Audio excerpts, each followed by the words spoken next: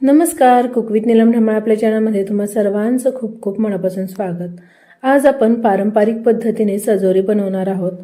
याला बऱ्याच भागामध्ये सांजोरी असं सुद्धा म्हटलं जातं। तुमच्याकडे याला काय म्हणतात कमेंट करून नक्की कळवा। तुम्ही पाहू शकता अगदी छान टम्म फुगतायत या सजोरी आणि खायला तर खूप छान लागतात। बराच वेळेला घरामध्ये काही कार्यक्रम असेल तर सजोरी बनवली जाते, पण असं सुद्धा सजोरी बनवून तुम्ही खाऊ शकता, खूप छान लागते। तर चला पाहूयात कशी बनवायची ही सजोरी। त्याच्यासाठी इथे पहा मी तांदूळ घेतलेले आहेत, कोलम तांदूळ इथे घेतलेले आहेत आणि ते स्वच्छ कापडाने पुसून घेतलेले आहेत। तांदूळ धुवायची गरज नाही, ते स्वच्छ कापडाने पुसून घेतले तरी चालतील। पाहायला थोडं सुद्धा पीठ दिसत नाहीये किंवा पावडर दिसत नाहीये। मी हे स्वच्छ असं पुसून घेतलेलं आहे आणि हे मी मोजून घेतलेले आहे या ग्लासने। या ग्लासने 2 ग्लास तांदूळ इथे मी घेतलेले आहेत। तुम्ही वाटीने सुद्धा मोजून घेऊ शकता। आता सगळ्यात अगोदर आपल्याला तांदूळ भाजून घ्यायचेत। तर इथे एक कढई गॅसवरती गरम होण्यासाठी ठेवली आहे। थोडीशी कढई गरम झाली की याच्यामध्ये तांदूळ घालायचे आणि मंद आचेवरती तांदूळ छान असे भाजून घ्यायचेत। तांदूळ खूप जास्त हाय फ्लेमवरती भाजून घ्यायचे नाहीत, अतिशय मंद फ्लेमवरती ते भाजून घ्यायचेत, म्हणजे ते छान भाजले सुद्धा जातात आणि सजोरी सुद्धा खूप छान येते आपली। तर मंद आचेवरती आता हे आपण भाजून घेऊयात। 5 ते 10 मिनिटांनंतर पहा तांदूळ थोडेसे भाजले गेलेले आहेत। याला मी आणखीन भाजून घेणार आहे, कारण आणखीन याला भाजून घ्यायचंय। तर थोडंसं आणखीन भाजून घेऊयात। इथे आता 15 ते 20 मिनिट झालेले आहेत। तुम्ही पाहू शकता तांदूळ छान असे भाजले गेलेले आहेत, त्याला छान सोनेरी रंग आलेला आहे। मंद आचेवरती तांदूळ भाजले गेले तर ते छान भाजले जातात, त्यामुळे मंद आचेवरती हे तांदूळ भाजून घेतलेले आहेत। तांदूळ आता भाजलेले आहेत। मी गॅस बंद करते आणि हे तांदूळ थंड करून आपल्याला ते गिरणीतून दळून घ्यायचे। इथे आता पहा जे तांदूळ भाजून घेतलेले होते ते थंड झाल्यानंतर मी ते गिरणीतून बारीक दळून घेतलेले आहेत आणि त्याचं पीठ इथे पहा घेतलेलं आहे।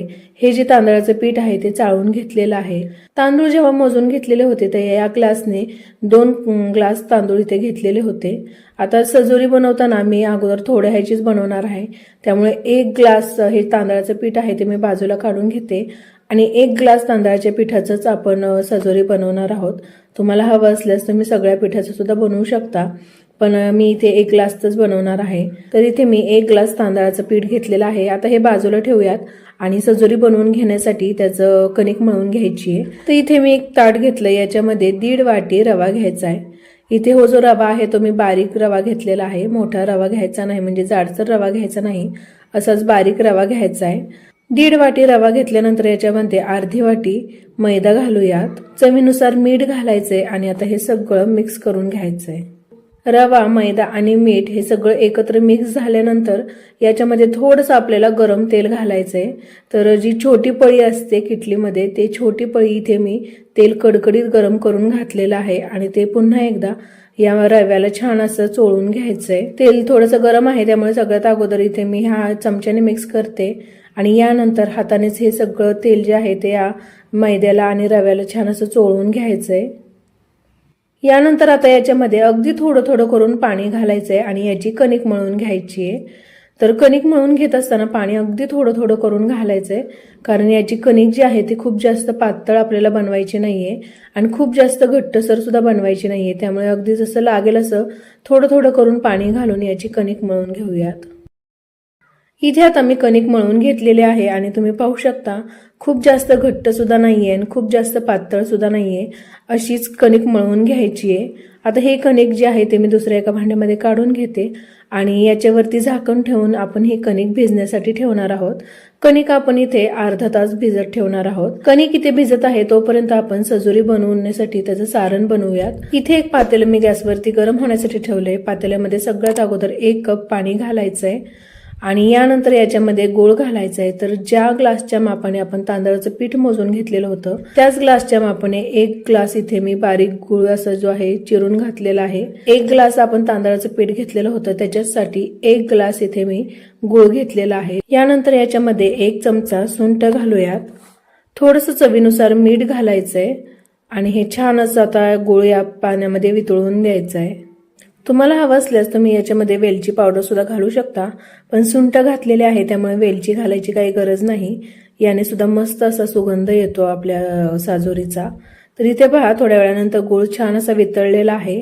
आता गॅस मी बंद करते आणि हे गुळाचं पाणी थंड होऊन घ्यायचंय। जे गुळाचं पाणी होतं ते थंड झाल्यानंतर मी इथे एका दुसऱ्या भांड्यामध्ये ते गाळून घेतलेलं आहे आणि आता हे गुळाचं पाणी जे तांदळाचं पीठ आपण घेतलेलं होतं त्याच्यामध्ये थोडं थोडं करून घालून घ्यायचंय आणि हे छान असं मळून घ्यायचंय।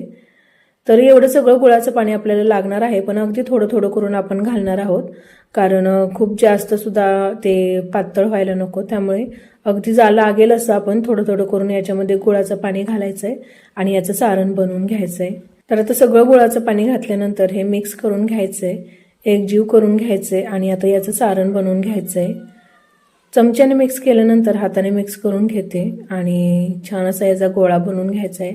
हे पीठ जरी थोडंसं तुम्हाला पातळ वाटत असेल तर हे आपण थोडा वेळ भिजत ठेवणार आहोत।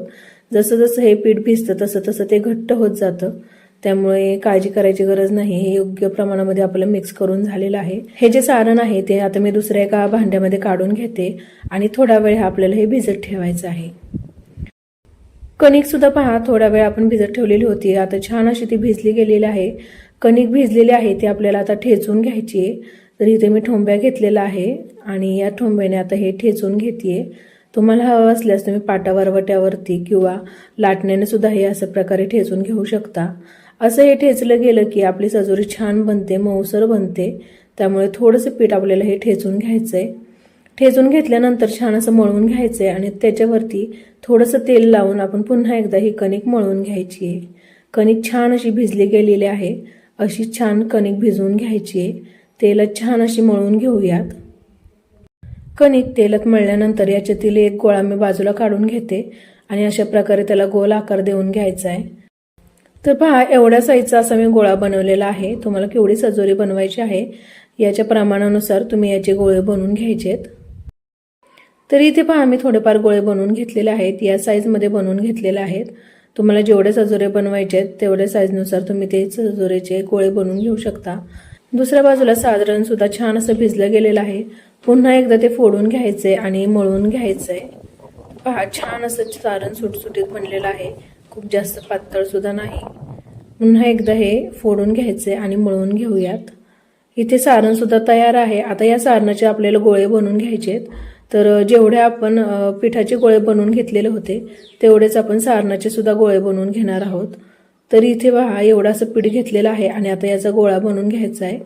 तर अशाच प्रकारे सगळ्या सारणाचे सुद्धा गोळे बनवून घ्यायचे आहेत। इथे आता सारणाचे सुद्धा थोडेफार गोळे बनवून घेतलेले आहेत। इकडे दुसऱ्या बाजूला पोळपाट घेतलेला आहे, त्याच्यावरती पिठाचा एक गोळा आणि सारणाचा एक गोळा घेतलेला आहे। पहा, अशा प्रकारे घ्यायचा आहे। आता पुरणपोळी बनवताना जसं आपण पिठाला अशा प्रकारे थोडंसं गोल करून घेतो असंच याला सुद्धा करून घ्यायचंय आणि याच्यामध्ये नंतर सारण भरून घ्यायचंय आणि आता हो गोळा आपल्याला बंद करून घ्यायचा आहे। जशा प्रकारे पुरणपोळी बनवताना त्याचा उंडा आपण भरतो अशाच प्रकारे हो सुद्धा उंडा भरून घ्यायचा आहे आणि नंतर आता बंद करून घेऊयात। आणि आता हो गोळा आपल्याला लाटून घ्यायचा आहे। थोडं असं हाताने प्रेस करते आणि याच्यावरून तेल लावून घ्यायचंय। तेल लावल्यानंतर छान असा गोळा हो लाटला जातो आणि आता याची आपल्याला सजोरी बनवून घ्यायची आहे। तर सजोरी बनवून घेऊन असताना खूप जास्त पातळ सुद्धा नाही आणि खूप जास्त जाड सुद्धा बनवून घ्यायची नाही। तर इथे पहा, मी सजोरी लाटून घेतलेली आहे आणि एवढ्या साईजमध्ये अशी ठेवलेली आहे।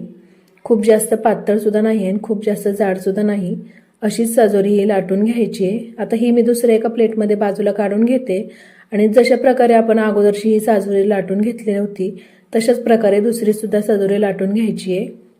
एक पिठाचा गोळा घ्यायचा, त्याच्यामध्ये सारणाचा गोळा भरून घ्यायचा। जशा प्रकारे आपण पुरणपोळीचा उंडा भरतो तशाच प्रकारे हे भरून घ्यायचं आणि नंतर थोडंसं तेल लावून आपण हे लाटून घ्यायची आहे। तर इथे मी थोड्याफार सजोऱ्या लाटून घेतलेल्या आहेत आणि ते एका दुसऱ्या ताटामध्ये काढून घेतलेल्या आहेत। तर अशा प्रकारे या सजोऱ्या लाटून घ्यायच्यात। तुम्हाला जेवढ्या साईजमध्ये हव्या असतील तेवढ्या साईजमध्ये तुम्ही त्या लाटून घेऊ शकता आणि आता ते तळून घेऊयात। तर सजोरी तळून घेण्यासाठी कढईमध्ये तेल हे गरम होण्यासाठी ठेवलेले आहे। तेल अगोदर छान गरम करायचं। तेल गरम झाल्यानंतर गॅसची फ्लेम जी आहे ती अगदी मिडियम ठेवायची आणि आता हे तेल तापलेलं आहे की नाही ते पाहूयात। थोडासा पिठाचा गोळा मी याच्यामध्ये घालते। पहा, पिठाचा गोळा लगेचच वरती आलेला आहे, म्हणजे तेल छान गरम झालेलं आहे। आता याच्यामध्ये एक सजोरी घालून घेते आणि ते तळून घ्यायची आहे। तळून घेत असताना पहा, जसं तुम्हाला व्हिडिओमध्ये दिसतंय अशा प्रकारे याच्यावरून झाऱ्याने तेल सोडून घ्यायचे, म्हणजे ती छान टम्म फुगली जाते। पहा, त्याला छान असे फोड सुद्धा आलेले आहेत। मस्त अशी सजोरी आपली फुगली गेलेली आहे। अशाच प्रकारे दुसऱ्या बाजूने सुद्धा तेल घालून घालून आपल्याला ती तळून घ्यायची आहे आणि अलटी पलटी करत आता ती तळून घेऊयात. सजोरी तळून घेत असताना ती खूप जास्त लालसर सुद्धा करायची नाही, म्हणजे करपवायची नाही. अशी प्रकारे जशी तुम्हाला व्हिडिओमध्ये दिसते अशीच सजोरी तळून घ्यायची आहे. तर आता इथे सजोरी तळून झालेली आहे. थोडंसं तेलने तळून घेऊयात आणि मस्त अशी सजोरी तळली गेलेली आहे. बाजूला काढून घेते आणि अशाच प्रकारे आज बाकीचे सुद्धा सजोरी तळून घ्यायचे आहेत.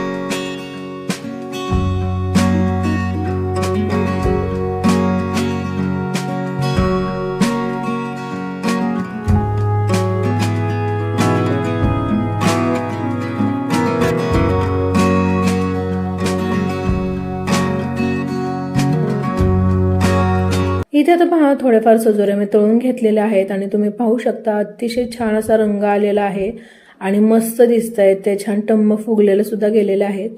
पहा अगदी छान अशी ही सजोरी फुगली गेलेली आहे आणि त्याचं सारण सुद्धा पहा पुरेपूर सगळं या पुरीला लागलेलं आहे.